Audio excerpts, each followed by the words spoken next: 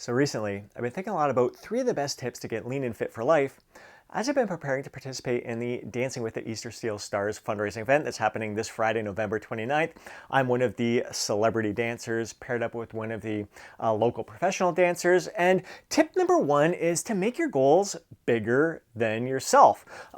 For my partner and I, we have a goal of putting on an incredible performance, like looking our best on stage in front of these judges here and in front of the crowd all around us. But the goal is so much bigger than us. Like, we're putting in a lot of work, a lot of effort, a lot of time, a lot of sweat. I've been working through injuries to make sure that I'm able to do my best when I'm out there on stage. But knowing that it's so much bigger than me, it's for a much greater cause for disabled kids, youth, and young adults, being able to raise money to help provide them with the opportunities, the resources that will allow them to thrive, to live their life to the fullest and really contribute to society in a way that will be rewarding for them and in return be rewarding for us as well.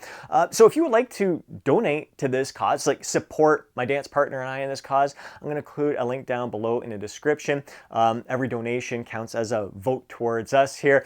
So there's like a vote for, like, there's two prizes where a prize for most votes from donations and all that stuff, and for the best performance as well. It'd be great to win them both. So your contributions would not only, again, help my dance partner and I, but raising money for such a great cause, something that's bigger than all of us together. So I'd really, really appreciate that. But when we're looking at our fitness goals of getting lean and fit for life, making it bigger than yourself, you can, maybe it's getting lean and fit for your kids, so you can have the energy to be the best parent to your children, or maybe be the best role model for your children. I love, my kids are now, my daughter's 21, my son's 23. They are very much into fitness. They love working out. They just live active lifestyles.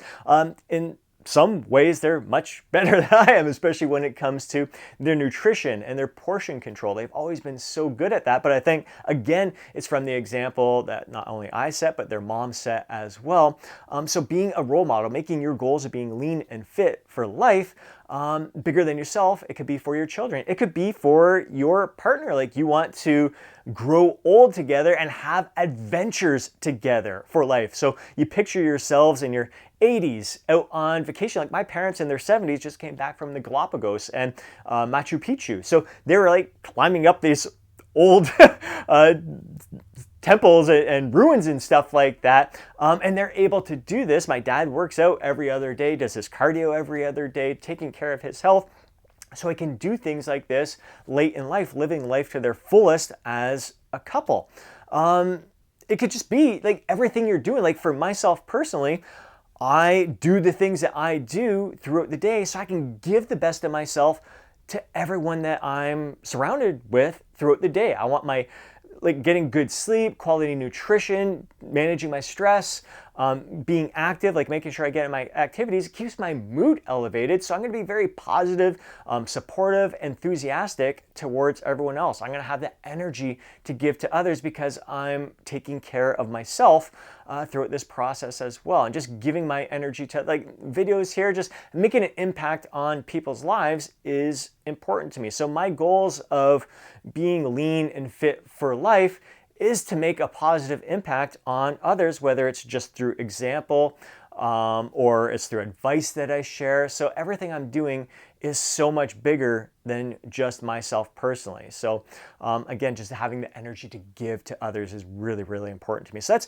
number one, making your goals bigger than yourself. Number two is stepping outside of your comfort zone on a regular basis, whether it's daily, weekly, maybe a few times a week, but doing what you can to kind of step outside your comfort zone. This dance competition here is way outside of my comfort zone. I am not a dancer. I've certainly never participated in any kind of dance class or anything like that. I'll goof around on the dance floor once in a while. I'm not the greatest, but this was a huge step outside of my comfort zone. But again, knowing it was for something much bigger than myself, this goal of raising money for disabled kids, youth, and young adults, was really important to me, especially being someone able-bodied and knowing like what opportunities it allows me, I just want to make sure that everyone has the same opportunities that I have to thrive in all aspects of life. But so that made it easier for me to step outside of my comfort zone. I'm like, oh my God, I don't dance,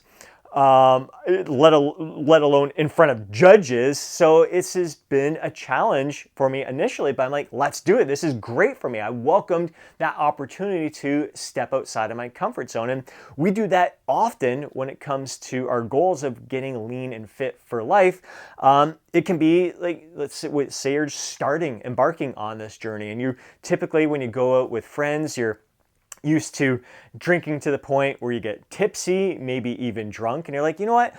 This new version of me, if I'm going to be lean and fit for life, I'm going to keep it to 1 or 2 drinks when I'm out. It can feel really uncomfortable when you're out with your friends, they're all drinking, and you stop at 2. You're like, man, I'm so used to having a drink in my hand. Maybe you have water or a 0-calorie drink or something like that, Coke Zero something. You're sipping on something, so at least you have it in your hand, but it's going to feel awkward and uncomfortable, not only because you're not having alcohol in your hand, but because you aren't feeling tipsy, you're not feeling drunk in these situations. So it's going to feel not normal, not natural to you, but it becomes more and more natural the more you do it. And you're going to have some uncomfortable conversations with your friends in those situations, twisting your arm. Come on, what's good? We like the old you better when you're like party animal and all this stuff and getting drunk. Like, you're going to have those deep conversations that are going to be uncomfortable, and request their support, or at least let them have their opinions, their judgments of you in these situations.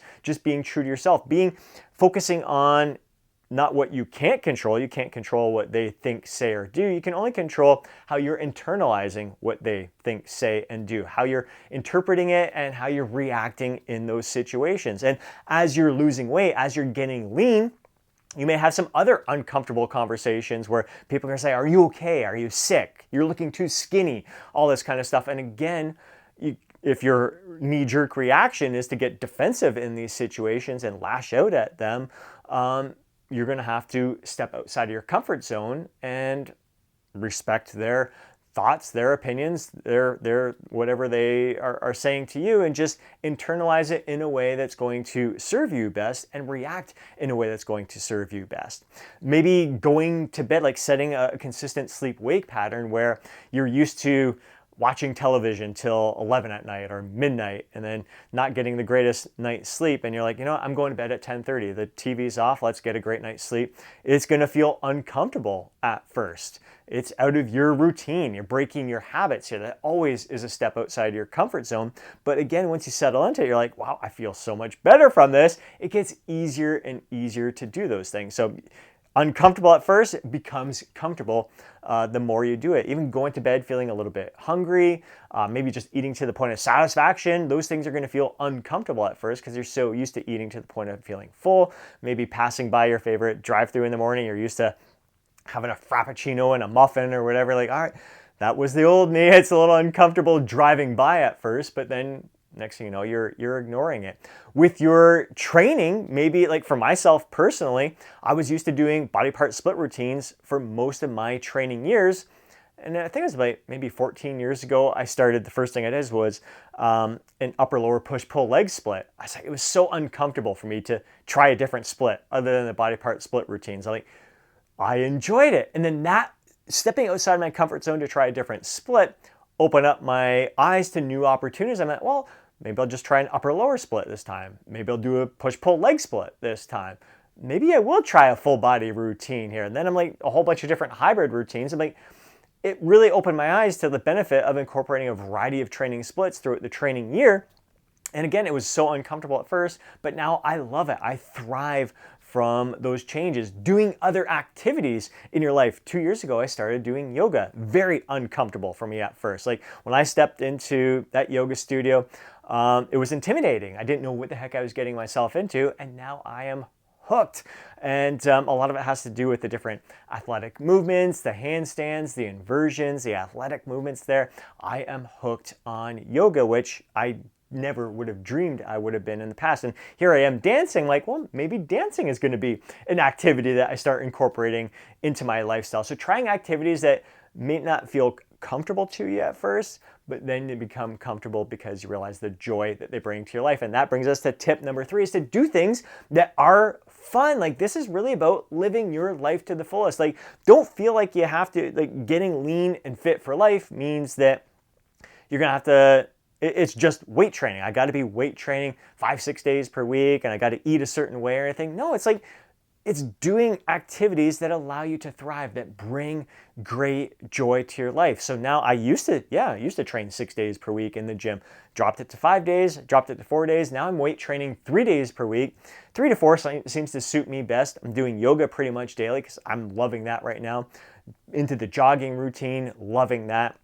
Dancing now. I love getting out in the paddleboard. I just love trying different things, moving my body in different ways that brings great joy to my life. So there's no like exact blueprint. You want to be lean and fit for life. These are the activities that you need to do. No, you do the things that you enjoy because that's going to make it so much easier for you to stick with over the long term. Eating the foods that you enjoy, that allow you to thrive. Having that heightened sense awareness of the foods that allow you to thrive is going to allow you to get lean and fit for life.